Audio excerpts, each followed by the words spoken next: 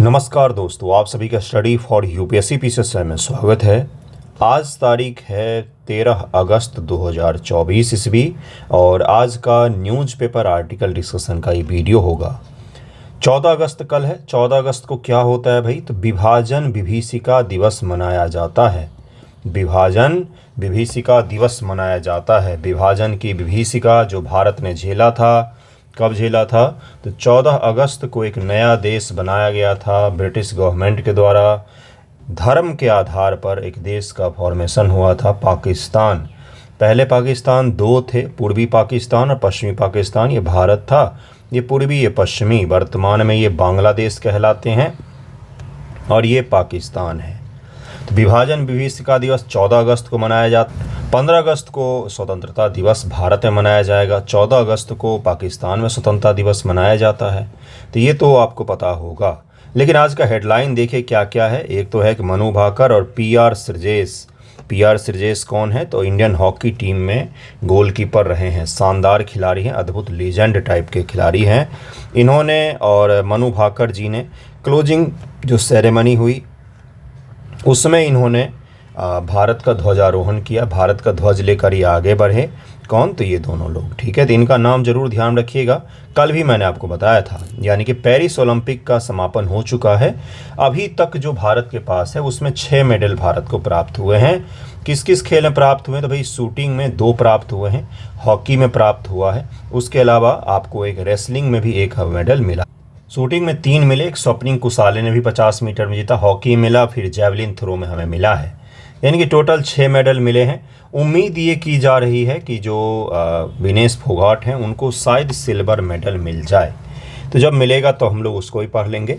उसके अलावा क्या न्यूज़ है? तो अपोजिशन की पार्टियां मांग कर रही थी कि सेबी पर जो इल्ज़ाम लगा है इसको जेपीसी के पास भेजा जाए जांच को लेकर, ज्वाइंट पार्लियामेंट्री कमेटी के पास में। लेकिन वर्तमान में भारतीय जनता पार्टी ने इस चीज़ को ठुकरा दिया है। कल का मार्केट की दशा भी ठीक रही। शुरुआत में गिरी, थोड़ी सी डाउन तो हुई मार्केट, लेकिन बाद में शाम तक रिकवर कर गई, मतलब अच्छा रहा मार्केट का।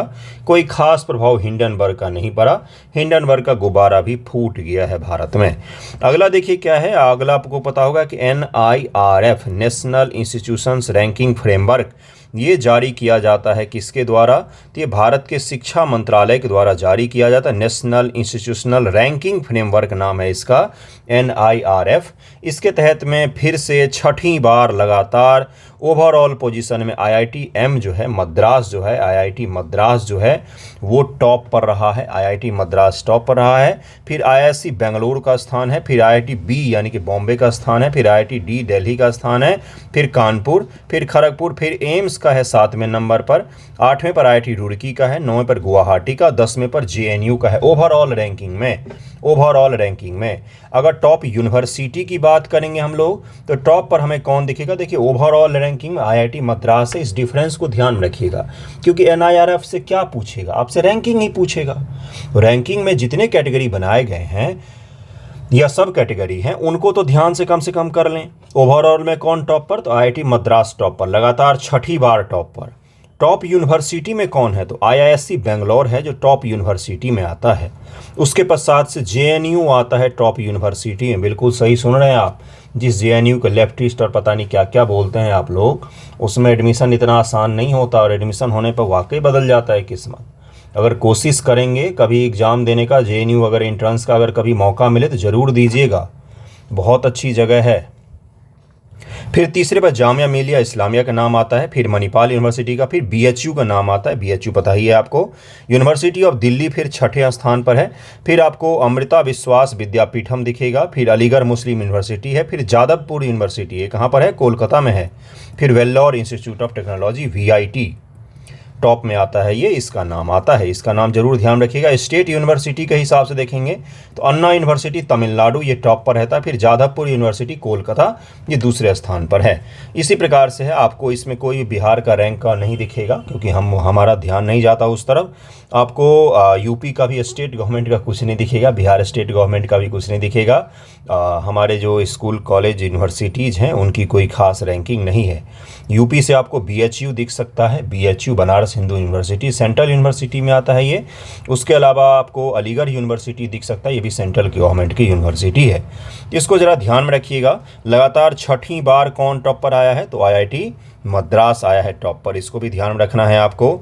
उसके अलावा केवल इंजीनियरिंग की बात करेंगे तो IIT मद्रास 2016 से 9वीं बार टॉप पोजीशन हासिल किया है। किसने, तो IIT मद्रास ने। केवल इंजीनियरिंग स्ट्रीम की बात करेंगे, मेडिकल में टॉप पर कौन चल रहा है, तो एम्स दिल्ली जो है वो मेडिकल में सबसे टॉप पर है।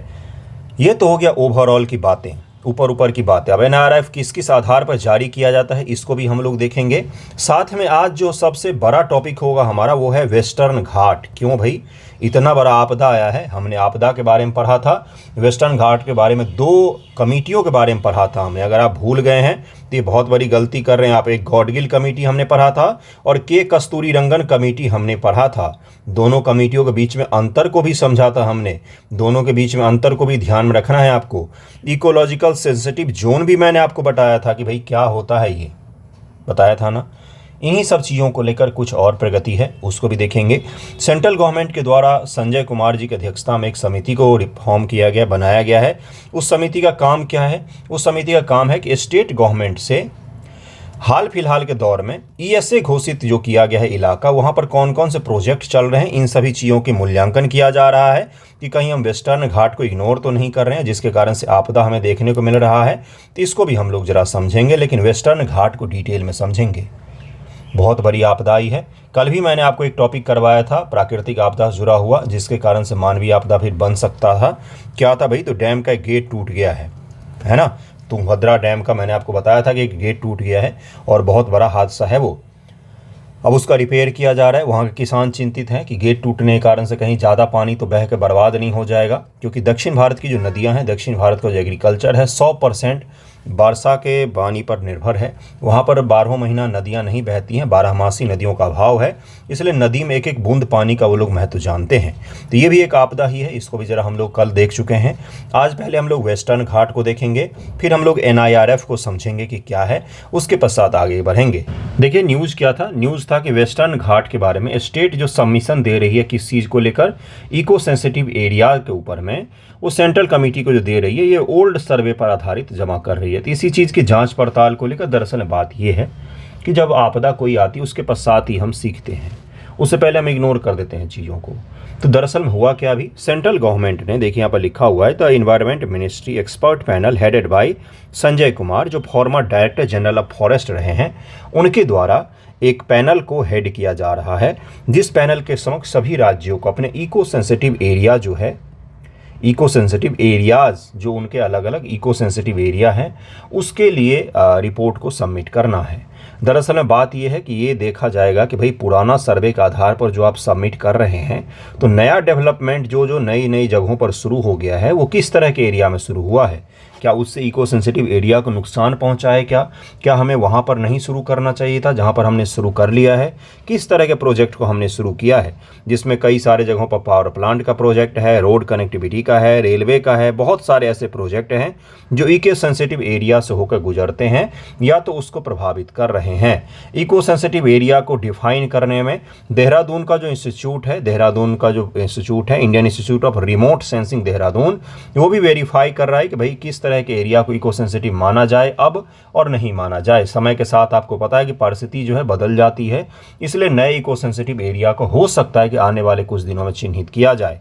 कौन कौन से राज्य इसमें शामिल हैं, तो गुजरात से लेकर गुजरात, महाराष्ट्र, गोवा, कर्नाटक, केरल और तमिलनाडु, ये सारे के सारे पश्चिमी घाट में आते हैं। गुजरात कौन कौन से, तो वेस्टर्न घाट का अगर आप शुरू करेंगे तो यहाँ से शुरू कीजिए। गुजरात हो गया, फिर महाराष्ट्र हो गया, उसके बाद से गोवा आ जाएगा छोटा सा, उसके बाद से कौन सा आ जाएगा, कर्नाटक आ जाएगा, फिर केरल आ जाएगा। ये सारे के सारे राज्य, और यहाँ पर तमिलनाडु है। तमिलनाडु का कुछ हिस्सा जो है, तमिलनाडु पूर्वी तट पर है, तो तमिलनाडु पूर्वी तट का राज्य है, लेकिन उसके एरिया पश्चिमी घाट में भी शामिल हैं। पूर्वी तट का एकमात्र राज्य है जिसके एरिया पश्चिमी घाट में भी शामिल हैं। कौन सा है वो, तो वो है आपका तमिलनाडु। तमिलनाडु, कर्नाटक, केरल, गुजरात, महाराष्ट्र और गोवा, ये सभी राज्य वेस्टर्न घाट में शामिल हैं। इन सभी राज्यों में हमें इको सेंसिटिव एरिया की पहचान करनी है। अब राज्य अलग अलग सबमिशन जमा कर रहे हैं, उसके आधार पर हो सकता है कि आने वाले दिनों में आपको नए इको सेंसिटिव एरिया के बारे में भी पहचान मिल जाए। और उसमें अगर कोई प्रोजेक्ट चल रहा होगा तो उसका रिव्यू किया जाएगा, किस प्रकार से प्रोजेक्ट को डिफाइन किया जाए। इसके अलावा मैंने आपको समझाया था कि गॉडगिल कमेटी और के कस्तूरीरंगन कमेटी के अनुसार से दो अलग अलग पैरामीटर को अपनाया गया था। गॉडगिल कमेटी और के कस्तूरीरंगन, इन दोनों में डिफरेंस किसी ने भी नहीं समझाया, मैंने ही केवल आपको समझाया है। दोनों में डिफरेंस ये था कि गॉडगिल कमेटी जो थी थोड़ी सी क्रांतिकारी हो गई थी पर्यावरण को लेकर, और बहुत बड़े एरिया को इन्होंने इको सेंसिटिव घोषित करवा दिया था। जबकि इसमें क्या हुआ था, इसमें कुछ छोटे से एरिया को इको सेंसिटिव घोषित किया गया था, कुछ एरिया को कम किया गया था। अगर सारे एरिया को इको सेंसिटिव घोषित कर दिया जाएगा तो हमारे राज्य जो है डेवलपिंग प्रोजेक्ट जो है कंडक्ट ही नहीं करवा पाएंगे, डेवलपमेंट एक तरह से स्टक हो जाएगा। तो अपना जो देश है वो डेवलपिंग कंट्री है, और हम हमेशा इकोनॉमी को प्रायोरिटी देते हैं, किसके ऊपर, इकोलॉजी के ऊपर में। क्यों देते हैं, क्योंकि हम डेवलपिंग नेशन है, अभी हमें लोगों की नीड को देखना है। पर्यावरण हमारे लिए दूसरी प्राथमिकता का स्तर पर आता है। तो जरा वेस्टर्न घाट को समझते हैं। कितना सारा कॉन्सेप्ट आपका मैंने क्लियर किया है।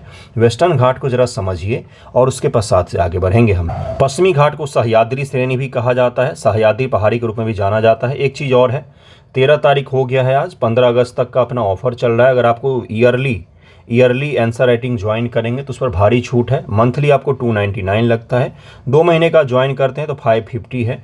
और आंसर राइटिंग का मतलब होता है 6 दिन सप्ताह में आंसर राइटिंग होते हैं, और बहुत ही डिटेल होता है, बहुत ही डाइवर्सिफाई होता है क्वेश्चंस। अगर आप उसको नहीं ज्वाइन करेंगे तो आपका नुकसान हो सकता है, क्योंकि आपको लिखना नहीं आता है। अगर कहीं और भी ज्वाइन किए हो तो कोई बात नहीं, कोचिंग में आपको लिखना नहीं सिखाएगा, ये चीज़ तो मैं आपको पहले ही बता रहा हूँ। भले ही आप 70,000 फी दे के दिल्ली में कोई कोचिंग ज्वाइन करें या 10,000 फी दे के पटना में ज्वाइन करें, आंसर राइटिंग कहीं पर भी आपको नहीं सिखाया जाता है। इतना तो मुझे पता है, सारे कोचिंग के बच्चे हैं मेरे पास, इसलिए मैं आपको कह रहा हूँ। तो अगर आपको ज्वाइन करना हो तो ज्वाइन ज़रूर कीजिएगा, आपको आंसर राइटिंग आ जाएगा, आपका भला होगा। हाँ, फ्री में कोई चीज़ तभी तक हो पाता है जब तक इंसान का सामर्थ्य होता है। फ्री में हर चीज़ आपको नहीं मिल पाएगा, थोड़ा बहुत तो मूल्य चुकाना ही पड़ेगा, लेकिन इस मूल्य के बदले आपको बहुत कुछ सीखने को मिलेगा। तो अगर आप जुड़ते हैं तो काफ़ी बेनिफिट होगा। अगर आप केवल निबंध में भी जुड़ना चाहेंगे तो उसका भी ऑप्शन अवेलेबल है। निबंध में सप्ताह में 3 दिन निबंध लिखने को मिलता है, जो मोर देन एनफ है। अगर आप लिख रहे हैं और अलग अलग वैरायटी के निबंध, तो मोर देन एनफ है, आपको लिखना आ जाएगा। हफ्ता में 6 दिन अगर आप एक एक सवाल भी लिख रहे हैं, एक एक सवाल भी जो मैं देता हूँ, और एक दिन निबंध लिख रहे हैं, बहुत है ये, इतना भी बहुत है। पीटी के बाद आपको टेस्ट सीरीज जैसा मेंस का मैं करवा दूंगा, जिसमें क्या होगा कि आपकी प्रैक्टिस फिर देखी जाएगी, भाई कितना तक जाता है इंसान, 3 घंटे में कितने सवाल को आप लिख पाते हैं, तो वो टेस्ट सीरीज में आता है। ठीक है, मॉडल आंसर भी आपको मिलता है। इस श्रेणी को उत्तरी महाराष्ट्र में सह्याद्री, केरल में सहाय पर्वतम कहा जाता है। इसको जरूर ध्यान रखिएगा, सहाय पर्वतम कहा जाता है। पश्चिमी घाट और अरब सागर के बीच के संकीर्ण तटीय मैदान के उत्तरी भाग को कोंकण तट के रूप में जाना जाता है। कोंकण तट किसको कहा जाता है, तो ये पश्चिमी घाट हो गया, ये पश्चिमी घाट हो गया, और इसका जो उत्तरी भाग होता है ना, इसका जो उत्तरी भाग है, इसको कहा जाता है कोंकण तट। कोंकण तट महाराष्ट्र और गोवा का तट जो होता है, इसी को कोंकण तट कहा जाता है, इसको ध्यान रखिएगा। मध्य भाग को कनारा, दक्षिणी भाग को मालाबार तट कहा जाता है। जो पश्चिमी घाट का दक्षिणतम भाग है, जिस पर केरल मुख्य रूप से आता है, उसको मालाबार तट कहा जाता है। ये सारे तटों के नाम ध्यान रखने हैं आपको। उत्तरी सरकार का तट कहाँ पर है, किस तट को उत्तरी सरकार का तट कहा जाता है, आप मुझे बताएंगे, मैं आगे बढ़ता हूँ। महाराष्ट्र में घाटों के पूर्व में तलहटी क्षेत्र को देश के रूप में जाना जाता है, जबकि मध्य कर्नाटक राज्य के पूर्वी तलहटी को मलनाडु के रूप में जाना जाता है। ये सारे टर्मिनोलॉजी इंपॉर्टेंट हैं, एनसीईआरटी में भी आपको मिलेंगे। दक्षिण तथा तमिलनाडु में इस श्रेणी को नीलगिरी मलाई के नाम से जाना जाता है। इसे यूनेस्को के विश्व धरोहर स्थल के रूप में मान्यता प्राप्त है। यह अपने उच्च स्तर के जैविक विविधता, बायोडाइवर्सिटी बहुत ज़्यादा है, यहाँ पर हद से ज़्यादा है। सेंसिटिव जोन है, यानी कि ये वो जोन है जो बहुत ज़्यादा सेंसिटिव है, क्योंकि इतनी ज़्यादा डाइवर्सिटी है यहाँ पर, और उसको बहुत बड़े स्तर पर फ्लोरा एंड फौना, यानी कि जीव जंतु पेड़ पौधों दोनों को संरक्षित करता है। ये स्थानिकता के कारण दुनिया में जैविक विविधता के 8 हॉट स्पॉट में शामिल है। ये दुनिया में मैन एंड बायोडाइवर्सिटी रिजर्व करके एक प्रोजेक्ट है यूनेस्को का, जिसमें दुनिया में अलग अलग 8 बड़े हॉट स्पॉट को चिन्हित किया गया है, जिसमें से एक हॉट स्पॉट ये भी है, और एक है आपका इंडो बर्मा का क्षेत्र जो है, वहाँ भी एक दूसरा हॉट स्पॉट है। एक है पश्चिमी घाट आपका हॉट स्पॉट, तो इसको भी ज़रा ध्यान रखिएगा। पश्चिमी घाट का भूविज्ञान, पश्चिमी घाट के भूविज्ञान के साथ दो मत है। पश्चिमी घाट के पहाड़ ब्लॉक पर्वत हैं जो अरब सागर भूमि के एक हिस्से के रूप में मुड़ने के कारण बनते हैं। इस क्षेत्र पाई जाने वाली प्रमुख चट्टानों बेसाल्ट। देखिए पश्चिमी घाट का निर्माण किस प्रकार से हुआ है, जरा ध्यान से सुनिएगा। ब्लॉक पर्वत इसको कहा जाता है, तो क्यों कहा जाता है? ये टूटकर अलग हुआ था। मेडागास्कर के पास से जब भारत अलग हो रहा था तो वहां पर टूटने के कारण से बना था। इसको कागार कहा जाता है, कागार कहा जाता है, कागार है ये, आपको दिखेगा टूटा हुआ एक भाग है, टूटा हुआ एक भाग है, टूटा हुआ एक भाग है। ओके। इस क्षेत्र पाए जाने प्रमुख चट्टानों बेसाल्ट, चर्नोकराइस्ट, गिरनाइट नीस, खोडालाइट्स, लेप्टानाइट और मेटामॉर्फिक नीस नाम से शामिल हैं, जिन्हें क्रिस्टलीय चूना पत्थर, लौहयस्क, डोलाराइट और एनोराइसाइट शामिल हैं। ये सब के सब इससे पाए जाने वाले प्रमुख चट्टानें हैं जिनके बारे में आपको थोड़ा बहुत ध्यान में रहना चाहिए। मूल स्थलाकृति क्या है? भौगोलिक विस्तार, पश्चिमी घाट उत्तर में सतपुरा रेंज से गोवा, दक्षिण में कर्नाटक के मध्य और केरल और तमिलनाडु होते कन्याकुमारी में हिंद महासागर तक फैला हुआ है। पहाड़ों के 30 से 50 किलोमीटर की श्रृंखला लगभग भारत के पश्चिमी तट के समानांतर चलती है। ये पहाड़ 1600 किलोमीटर लंबे खंड में लगभग 1,40,000 वर्ग किलोमीटर के क्षेत्र को कवर करते हैं। ये एरिया इसका बहुत ही विस्तृत है। एरिया आपको याद नहीं रखना है, किन किन राज्यों से गुजरती है। सबसे छोटा एरिया गुजरात में है, ये बस ध्यान रखिएगा। कर्नाटक में मैसूर के दक्षिण पूर्व में नीलगिरी पर्वतमाला पश्चिम घाट को पूर्वी घाट से जोड़ने वाला सेवरॉय और तिरुमाला श्रेणी से आगे पूर्व में मिलती है। कहाँ पर मिलती है पूर्वी घाट और पश्चिमी घाट? तो नीलगिरी पर्वत श्रेणी है, यहीं पर मिलती है। यहाँ पर 3 राज्यों का ट्राई जंक्शन है, कर्नाटक, केरल और तमिलनाडु का। प्रसिद्ध हिल स्टेशन, यह रेंज माथेरान, लोनावला, खंडाला, महाबलेश्वर, पंचगनी, अंबोली घाट, कुंद्रेमुख, कोडागू जैसे हिल स्टेशनों का घर है। ये सब के सब दार्शनिक प्लेस हैं, ये हिल स्टेशंस हैं। यहाँ पर कई सारे लोग भ्रमण करने भी जाते हैं। नदियाँ, पश्चिम की ओर बहने वाली नदियाँ जो पश्चिमी घाट से निकलती हैं, पश्चिम की ओर बहती पेरियार, भरतपुझा, यानी कि पश्चिमी घाट से निकलकर अरब सागर में जाती हैं। ये नेत्रावती, सरवती, मांडोवी हैं। मांडोवी गोवा में बहती है, पेरियार आपको केरल में दिख जाएगा। ये सब की सब नदियाँ जो हैं ये पश्चिमी घाट से निकलकर पश्चिम की तरफ में बहती हैं, अरब सागर में जाकर गिरती हैं। कम दूरी की यात्रा, तेज ढाल के कारण पश्चिमी घाट से पश्चिम की ओर बहने वाली नदियों का बहाव तेज होता है और इसलिए यहाँ पर ये एस्चुरी का निर्माण करती हैं, डेल्टाओं का निर्माण नहीं करती हैं। पश्चिमी घाटों को जल विद्युत उत्पादन देश अत्यधिक उपयोगी बनाता है, लेकिन जल विद्युत उत्पादन के लिए जब हम प्रोजेक्ट लगाते हैं तो कहीं न कहीं वो वहाँ की जैव विविधता को प्रभावित करता है। छोटे प्रोजेक्ट तो फिर भी सही हैं, लेकिन बड़े डैम जब बनाए जाते हैं तो भारी स्तर। पूर्व की ओर जो बहने वाली नदियाँ पश्चिमी घाट से निकलती हैं, पूर्व की ओर बहती हैं, उनमें 3 प्रमुख नदियाँ हैं, गोदावरी, कृष्णा, कावेरी। आपको पता ही होगा, गोदावरी, कृष्णा और कावेरी ये 3 बड़ी नदियाँ हैं। 3 बहुत बड़ी नदियां हैं जो कहाँ से निकलती, पश्चिमी घाट से निकलती हैं और पूर्व की तरफ में बहते हुए बंगाल की खाड़ी में गिरती हैं। डेल्टा का निर्माण करती हैं तीनों, लेकिन पश्चिम की ओर जाने वाली नदियां डेल्टा नहीं एस्चुरी बनाती हैं, क्योंकि बहुत तेजी गति से आती हैं और थोड़े से ढलान से गिरती हैं। वो छोटी सहायक नदी जैसे तुंगा और भद्रा, कल ही मैंने आपको बताया, ये भीमा, मालप्रभा, घाटप्रभा, हेमावती और काबिनी, ये सब नदियां भी हैं। ये पूर्व की ओर बहने वाली नदियों की तुलना में धीमी गति से बहती हैं और अंततः कावेरी और कृष्णा जैसी बड़ी नदियों में मिल जाती हैं। ये छोटी छोटी नदियां बड़ी नदियों में मिल जाती हैं और बड़ी नदियां बड़े डेल्टा क्षेत्रों का निर्माण करती हैं।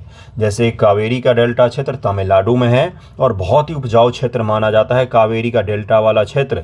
यहाँ पर धान की खेती बहुत बड़े स्तर पर होती है। कृष्णा नदी का डेल्टा कहाँ पर है? तो कृष्णा का डेल्टा आंध्र प्रदेश में स्थित है। गोदावरी का डेल्टा भी आंध्र प्रदेश राज्य में स्थित है। ये तीनों आपको पता होना चाहिए फैक्ट। अगला देखिए क्या है, जलवायु और वनस्पति क्या पश्चिमी घाट। तो यहाँ पर वर्षा वन है मुख्य रूप से। वर्षा वन का मतलब यहाँ पर रेन फॉरेस्ट है, सदाबहार प्रकार के वन पाए जाते हैं। प्रजातियां शामिल कम से कम 325 विश्व स्तर पर संकटग्रस्त वनस्पतियों, जीवों, पक्षी, उभयचर मतलब बहुत सारे जीव जंतु यहाँ पर रहते हैं। उच्च पर्वतीय वन पारिस्थितिक तंत्र भारतीय मानसून पैटर्न को प्रभावित करते हैं। पश्चिमी घाट गर्मियों के दौरान दक्षिण पश्चिमी मानसून हवाओं के लिए एक बाधा के रूप में कार्य करता है, जिसके कारण से पश्चिमी घाट अगर ये है तो इस एरिया में तो खूब वर्षा देखने को मिलेगा, लेकिन पश्चिमी घाट के ठीक पीछे का जो भाग है वहाँ पर आपको वृष्टि छाया प्रदेश दिखेगा। वृष्टि छाया प्रदेश का मतलब वहाँ पर वर्षा 9 के बराबर में होती है। ये जो इलाका आपको दिख रहा है यहाँ पर वर्षा नहीं होती है, क्योंकि पश्चिमी घाट का वृष्टि छाया प्रदेश है। ये पर्वत के पीछे के हिस्सा पर जो जल है वो नहीं पहुँच पाता और वहाँ पर वर्षा 9 के बराबर में होती है। इसको ध्यान में रखिएगा। जिसमें आपको मराठवाड़ा इत्यादि का जगह जो दिखेगा वहाँ पर वर्षा कम होती है। पश्चिमी ढलान में उष्णकटिबंधीय, उपोष्णकटिबंधीय आदि चौड़ी पत्ती वाले वन, जिनमें रोजवुड, मोहोगनी, देवदार शामिल हैं। देवदार केवल हिमालय में नहीं बल्कि पश्चिमी घाट में भी पाए जाते हैं, ये भी ध्यान में रखिएगा। पश्चिमी घाट के पूर्वी ढलान पर मुख्य रूप से सागौन, साल, शीशम, चंदन के पेड़ जैसे शुष्क व आर्द्र पर्णपाती हैं। देखिए, पश्चिमी घाट के पश्चिम में आपको वर्षावन वाले पेड़ दिखेंगे, लेकिन इसके पूर्व में आपको शुष्क और पर्णपाती पत्ते गिराने वाले पेड़ दिखेंगे। शीशम, चंदन, ये सब पेड़ आपको दिखेंगे वहाँ पर। चंदन मुख्य रूप से चंदन शुष्क इलाकों में उगता है। शुष्क का मतलब बहुत ज़्यादा शुष्क नहीं, थोड़ा बहुत तो जल प्राप्त होना चाहिए। वन्य जीव पर आ जाते हैं। इसके जंगल में कई सारे तरह के जीव जंतु रहते हैं। यूपीएससी ने कई बार डायरेक्ट जीव के नाम देकर पूछ लिए हैं, जैसे शेर पूंछ बंदर के बारे में पूछा था कि भारत में कहाँ पर पाए जाते हैं। एनसीईआरटी का फैक्ट है, पश्चिमी घाट के जंगलों में छोटे मांसाहारी Nilgiri marten, brown palm civet, stripe नेवले, इंडियन ब्राउन नेवले, स्मॉल इंडियन सिवेट और लेपर्ड कैट कई सारे पाए जाते हैं। यहाँ पर हाथी, शेर सारे के सारे पाए जाते हैं। शेर पूंछ वाला मकॉक, इसके बारे में यूपीएससी पूछ चुका है पीटी एग्जामिनेशन में, ये आपको एनसीईआरटी में मिल जाएगा। एनसीईआरटी का फैक्ट है ये। और भी कई सारे जीव पाए जाते हैं। संरक्षित क्षेत्र, पश्चिमी घाट में भारत के 2 बायोस्फीयर रिजर्व, 13 राष्ट्रीय उद्यान, 2 बायोस्फीयर रिजर्व, 13 राष्ट्रीय उद्यान, कई वन्यजीव अभयारण्य और कई रिजर्व हैं। नीलगिरी बायोस्फीयर रिजर्व पश्चिमी घाट में सबसे बड़ा सन्निहित संरक्षित क्षेत्र है। नीलगिरी जो बायोस्फीयर रिजर्व है, ये बहुत ही बड़ा सा क्षेत्र है ना। नागरहोल के सदाबहार वन, कर्नाटक में बांदीपुर राष्ट्रीय उद्यान, नुगु के पर्णपाती वन, केरल तमिलनाडु राज्य वायनाड और मधुमिलाई राष्ट्रीय उद्यान आसपास के क्षेत्र शामिल हैं। और silent valley national park Bharat में कुंवारी उष्णकटिबंधीय सदाबहार वन के अंतिम इलाकों में से एक है। इसको प्लीज़ ध्यान में रखिएगा। पश्चिमी घाट के बारे में हर चीज़ मैंने आपको पढ़ाया है। पश्चिमी घाट में आपदा आई थी, वायनाड में लैंडस्लाइड की घटना अब भारत के सबसे बड़े लैंडस्लाइड में से एक है। कई सारे लोग मारे गए, 25-25 किलोमीटर दूर तक उनकी बॉडीज़ मिली है। 3 गांव बिल्कुल ही साफ़ कर दिए गए। तो उसके बारे में मैंने आपको पढ़ाया था, आज पश्चिमी घाट ही पढ़ा दिया है। इस तरह से आपका लैंडस्लाइड वाला आपदा का टॉपिक कंप्लीट कर दिया है मैंने। उसका ज्योग्राफी, करंट सब कुछ मैंने आपको पढ़ा दिया है। नेक्स्ट टॉपिक पर हम लोग चलते हैं, एनआईआरएफ को समझते हैं। देखिए, एनआईआरएफ यानी कि नेशनल इंस्टीट्यूशन रैंकिंग फ्रेमवर्क है।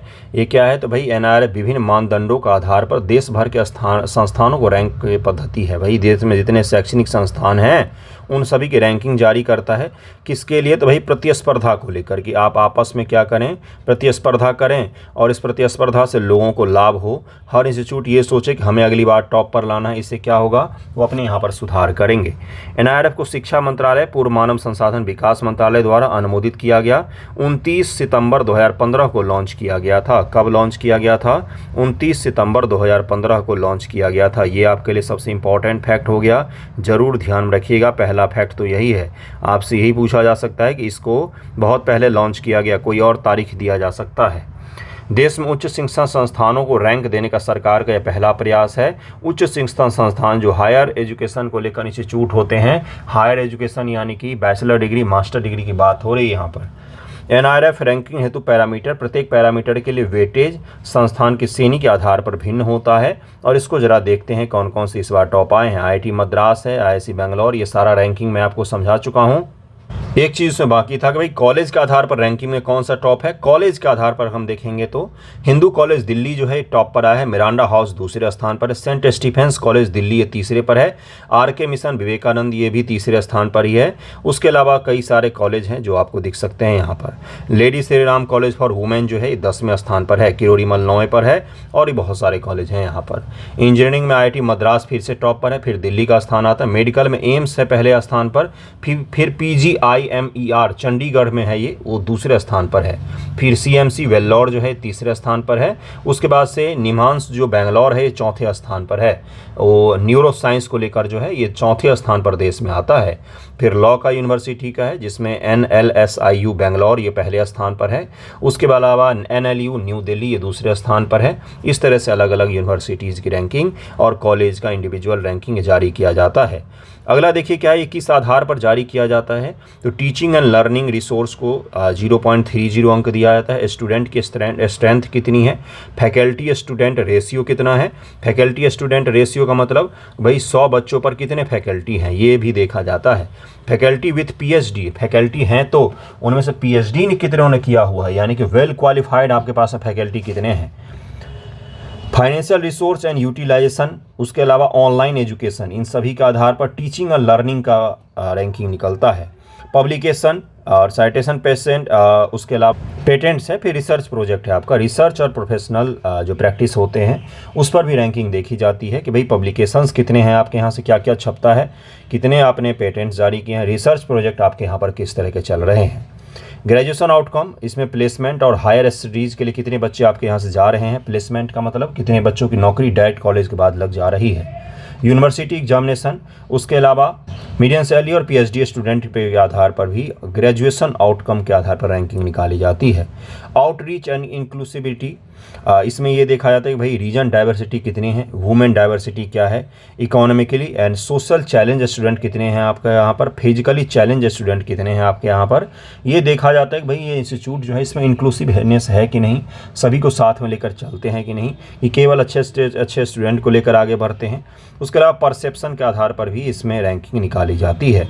ये सारे के सारे आपको ध्यान रखने हैं, इसमें से कुछ कुछ तो ज़रूर ध्यान रखिएगा, जैसे रिसर्च एंड प्रोफेशनल जो प्रैक्टिस है इसको ध्यान में रखिएगा, टीचिंग लर्निंग रिसोर्स जो है इसको ध्यान में रखिएगा कि किस किस आधार पर देखा जाता है। हो सकता है कि स्टेटमेंट बनाकर आपको एक दो का नाम दे दे और फिर पूछ सकता है कि भाई क्या क्या इसमें किया जाता है, इसको ज़रूर ध्यान में रखिएगा। वर्तमान का करंट तो आपको मैंने बता ही दिया है, कौन आया टॉप पर, आईआईटी मद्रास ओवरऑल में है, दूसरे स्थान पर ओवरऑल में कौन है तो आईआईसी बेंगलोर है, और यूनिवर्सिटी में टॉप पर कौन है तो आईआईसी बेंगलोर है, दूसरे स्थान पर जेएनयू का नाम आता है। उसके अलावा आपको मैंने लॉ कॉलेज, मेडिकल कॉलेज सबका बता दिया है। नेक्स्ट टॉपिक पर हम लोग चलते हैं। अगला टॉपिक है कि पहली बार सेकेंड वर्ल्ड वॉर के बाद से रूस की धरती पर युद्ध पहुंच रहा है। यूक्रेन के जो सैनिक हैं वो कहाँ पर, तो क्रुस्क का इलाका है रूस का, देखिए यहाँ पर लिखा हुआ है क्रुस्क का इलाका है, ये रशियन भाषा में कोई और प्रोनाउंसिएशन हो सकता है। यहाँ पर करीब 12 से 25 किलोमीटर भीतर तक यूक्रेनी सैनिक आ गए और वो वहाँ पर बैठे हैं। अब यहाँ पर युद्ध की स्थिति बन रही है और कई सारे लोग रहते हैं वहाँ पर, करीब 76-77 हज़ार का पॉपुलेशन है, उसको खाली करवाया जा रहा है। अब युद्ध जो है ये रूस की भूमि प्रदेश कर रहा है। तो आपसे सवाल क्या पूछा जाएगा, आपसे इस क्षेत्र के बारे में पूछ सकता है कि हाल ही में चर्चा में रहा ये जो क्षेत्र है क्रुस्क, क्या नाम है इसका, ये क्षेत्र कहाँ पर है, तो ये रूस में है। इसका नाम जरूर ध्यान रखिएगा, इसका नाम जरूर ध्यान रखिएगा, और कुछ नहीं पूछा जाएगा इस टॉपिक से आपका। नेक्स्ट टॉपिक पर चलते हैं। अगला देखिए क्या, अगला पीटी फैक्ट है आपका कि अभी तक आपने सुना होगा कि ड्रोन बनाए जाते थे हथियार वगैरह गिराने के लिए, आपने सुना होगा ड्राइवरलेस मेट्रो के बारे में, लेकिन चीन ने एक कारनामा किया है, वहाँ पर एक टेस्ट फ्लाइट जो है वो सक्सेसफुल हुआ है। किसका, तो अभी तक के दुनिया के सबसे बड़े बिगेस्ट का सिविलियन कार्गो ड्रोन का। ड्रोन इसको क्यों नाम दिया जा रहा है, क्योंकि अनमैन्ड होगा, इसमें कोई इंसान नहीं बैठा होगा, मानव रहित होगा, ये मानव इसको नहीं चलाएगा। ये बहुत ही बड़ा सा बहुत बड़े आकार का एक प्लेन है जिसका कार्गो पर्पस के लिए यूज़ किया जाएगा अभी, लेकिन आने वाले समय में इसको एविएशन के लिए भी यूज़ किया जा सकता है, यानी कि मानव को ले जाने ले आने के लिए भी इसका उपयोग किया जाए। ये ऑटोमेटिक कंट्रोल भी हो सकता है और दूर से इसको कंट्रोल किया जा सकता है। जिस प्रकार से आप गेम खेलते हैं जॉयस्टिक का उपयोग करके या माउस का उपयोग करके उड़ाते हैं प्लेन, उसी प्रकार से इसको दूर से बैठ के उड़ाया जा सकता है। सोचिए कितना एडवांस टेक्नोलॉजी है। अनमैन्ड होगा, इसमें कोई इंसान नहीं बैठा होगा, दूर से इसको कंट्रोल किया जा सकता है। वैसे मैक्सिमम चीज़ें इसकी ऑटोमेटिक होंगी। आपसे एग्ज़ाम में क्या पूछेगा, आपसे एग्ज़ाम पूछेगा कि हाल ही में किस देश के द्वारा या कहां पर सबसे बड़ा आज तक का कार्गो ड्रोन का सफलतापूर्वक टेस्ट किया गया, तो वो चीन में किया गया है, इसलिए इसको ज़रूर ध्यान में रखिएगा। नेक्स्ट टॉपिक पर चलते हैं। ऑस्ट्रेलिया, यूके और यूएस ने न्यूक्लियर ट्रांसफ़र डील को साइन किया है। देखिए दरअसल बात यह है कि ये तीनों ने मिलकर एक संगठन बनाया जिसका नाम है ऑकस। ऑकस में 3 देश हैं, ऑस्ट्रेलिया आपको दिखेगा, उसके अलावा कौन दिखेगा आपको, यूके दिखेगा और फिर यूएस दिखेगा। 3 देश इसमें शामिल हैं, ऑस्ट्रेलिया, यूके और यूएस इसमें शामिल हैं। इन तीनों देशों के बीच में न्यूक्लियर सबमरीन को आदान प्रदान को लेकर समझौता हुआ था। ऑकस जो है इसलिए बनाया गया क्योंकि क्वाड कहीं न कहीं सैन्य हस्तक्षेप को आगे नहीं बढ़ा पा रहा था। सैन्य साजो सामान को लेकर सैन्य उद्देश्य के लिए, अमेरिका के सैन्य उद्देश्य के लिए क्वाड जो है वो काम नहीं कर रहा था। उसने सोचा कि भारत अमेरिका के सैन्य उद्देश्यों में उसका साथ देगा, लेकिन भारत कभी भी किसी सैन्य गुट का सदस्य नहीं बनता है। ये भारत की विदेश नीति का सबसे प्रमुख सिद्धांतों में से एक है कि हम किसी भी सैन्य गठबंधन के सदस्य नहीं बनते हैं। तो अमेरिका ने फिर एक नया संगठन फॉर्म किया 2021 ईस्वी में। क्या नाम है इसका, इसका नाम रखा गया ऑकस। ऑकस इसका नाम रखा गया। इसमें 3 देश शामिल हैं। अमेरिका पहली बार किसी दूसरे देश को न्यूक्लियर सबमरीन देगा, टेक्नोलॉजी देगा, और न्यूक्लियर सबमरीन को लेकर समझौता भी किया गया है। Australia said it had signed a deal to allow exchange of nuclear secrets and material with the United States and Britain, a key step toward equipment its navy with nuclear powered submarines। जो Australia है उसने बोला कि nuclear secret और material आदान प्रदान करने को लेकर हमने साइन कर लिया है, जो आने वाले समय में हमारी नेवी को न्यूक्लियर पावर सबमरीन से सुसज्जित करेगा। भारत में भी न्यूक्लियर सबमरीन है। दुनिया के कुछ उन देशों में से शामिल है भारत जिसके पास में न्यूक्लियर सबमरीन है। दुनिया में मुट्ठी भर देश हैं जिनके पास में न्यूक्लियर सबमरीन हो। अमेरिका हो गया, चीन हो गया, रूस हो गया, भारत, यूएस, यूके, उसके अलावा अब ऑस्ट्रेलिया को भी यूएस न्यूक्लियर सबमरीन प्रदान करने जा रहा है ऑकस संगठन के द्वारा। तो इसको जरूर ध्यान रखिएगा। एक साइंस एंड टेक का टॉपिक है, उसको जरा हम लोग पढ़ते हैं, फिर हम लोग वीडियो को एंड करेंगे। देखिए काफ़ी ज़्यादा चर्चा में है सुक्रालोज। क्या है ये? सबसे पहले तो टर्मिनोलॉजी ही ध्यान में रखिएगा। सुक्रालोज कुछ कुछ तो सुना हुआ लग रहा है, ग्लूकोज परिवार का संबंधित लग रहा है भाई, ग्लूकोज, फ्रुक्टोज, सुक्रोज, इसी तरह का कुछ कोई लोज होगा ये। भारत में हाल ही में किया गया अध्ययन में टाइप 2 मधुमेह से पीड़ित व्यक्तियों के बीच, जो टाइप 2 मधुमेह से पीड़ित हैं, डायबिटीज़ आपके साइंस एंड टेक में बहुत ही इंपॉर्टेंट टॉपिक है, वेरी वेरी इंपॉर्टेंट टॉपिक है। कृपया करके इसको पढ़ के जाएँ एग्जामिनेशन में। डायबिटीज़ के type A, type B, type C किस कारण से होता है, क्या निदान है, किस टाइप का इलाज है, किस टाइप का इलाज नहीं है, किस टाइप के मधुमेह जो हैं ये बच्चों में हो सकते हैं, किस टाइप के मधुमेह जो हैं जेनेटिक होते हैं। ये सभी चीज़ों को पढ़ के जाना है एग्जामिनेशन में। सर्च कर लीजिएगा, पढ़ लीजिएगा, नहीं तो मैं ही किसी दिन वीडियो में आपको पढ़ा दूंगा। मधुमेह बहुत ही इंपॉर्टेंट टॉपिक है आपके लिए, सब्जेक्ट के लिए भी और जीवन के लिए भी, कि इससे बच के रहना है, खाने पीने पर थोड़ा लगाम लगाना है। सुक्रोज टेबल शुगर के विकल्प के रूप में गैर पोषक मधुरक सुक्रालोज के उपयोग से संभावित लाभों पर प्रकाश डाला गया है। यह जो अध्ययन है, यह अध्ययन गैर मधुमेह रोगियों में वजन नियंत्रण के लिए गैर पोषक मधुरक नॉन न्यूट्रिटिव स्वीटनर्स के प्रति विश्व स्वास्थ्य संगठन की हाल की चेतावनी के विपरीत है। अध्ययन के मुख्य निष्कर्ष क्या निकला है भाई? तो देखिए, अध्ययन में हस्तक्षेप और नियंत्रण समूहों के बीच रक्त ग्लूकोज नियंत्रण के प्रमुख संकेतक ग्लूकोज या HbA1c के स्तर में कोई महत्वपूर्ण परिवर्तन नहीं पाया गया है।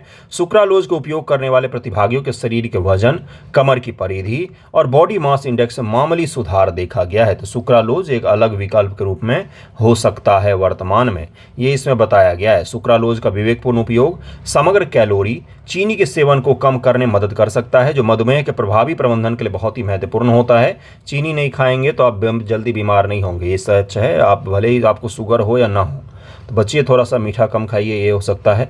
ये निष्कर्ष भारत के लिए महत्वपूर्ण है, जहां मधुरक का प्रयोग आमतौर पर कम होता है। अध्ययन से पता चला कि सुक्रालोज देश में मधुमेह रोगियों के लिए आहार अनुपालन सुधार व वजन प्रबंधन में सहायता कर सकता है। तो सुक्रालोज एक मधुमेह से पीड़ित जो लोग हैं, डायबिटीज़ से जिनको डायबिटीज़ वगैरह है, प्रभावित लोग हैं, उनके लिए एक उपाय हो सकता है।